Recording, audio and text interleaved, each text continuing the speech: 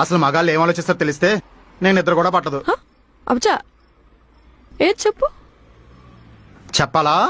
షోరా? చెప్పహ. సరే, ఎలా చెప్పాలి? ఇప్పుడు ఒక అబ్బాయి పుట్టాడు అనుకుందాం. వాళ్ళ ఇంట్లో వాళ్ళు చాలా హ్యాపీగా ఉంటారు. ఎందుకు అంటే వాడు పుట్టగానే డిసైడ్ అయిపోయారు అనమాట. వాడి మీద ఒక భరోసా పెట్టేసుకున్నారు. వీడు మనల్ని పోషించాలి, పోషిస్తాడు, అదే జన్మ హక్కు, ఎందుకంటే మగాడు కాబట్టి. అందుకే చాలా హ్యాపీగా ఫీల్ అయ్యి ఎంతో ముద్దు చేస్తూ పెంచుతారు. పాపం వాడికేం తెలుసు ఆ ముద్దు చేయడం అంతా ఒక ప్రేమకున్న స్వార్థం అని. వాడు పెరిగి పెద్ద అవుతున్న కొద్దీ వాడు ఎక్స్పెక్టేషన్స్ రీచ్ అయ్యేలాగా పెంచుతూ ఉంటారు. ఒకవేళ ఏడ్చాడనుకో, ఎందుకు ఏడుస్తున్నావురా నువ్వు మగాడివి అని అంటారు.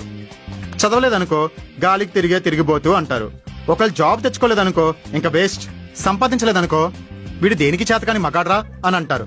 పోనీ ఇవన్నీ పక్కన పెట్టి పెళ్లి చేసుకుని పెళ్ళ మాట వింటే కొంగుచాటు మొగుడు అంటారు. అమ్మ మాట వింటే అమ్మ కూర్చి అంటారు. పోనీ ఇద్దరు మాట వినకపోతే బలి తెగించాడ్రా అంటారు. పెళ్ళం డబ్బులు వాడాడనుకో, పెళ్ళం సంపాదన మీద బతుకుతున్నాడు, వీడే మగాడ్రా అంటారు. మీరు మాత్రం మగల డబ్బులు వాడేయొచ్చు. ఇవన్నీ పక్కన పెడితే ఆడికి 40 ఏళ్ళు వచ్చాయి, సొంత ఇల్లు లేదనుకో, 40 ఏళ్ళు వచ్చాయి, వీడికి సొంత ఇల్లు కూడా లేదు, ఇడే మగాడ్రా అంటారు. పోనీ 50 ఏళ్ళు వచ్చాయి, కొడుకు కూతురికి ఇంకా పెళ్లి చేయలేదు, అసలు బాధ్యత ఉందరా అని అంటారు.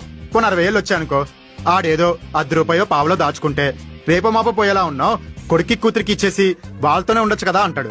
వాళ్ళతో ఉంటే ఒక బాధ,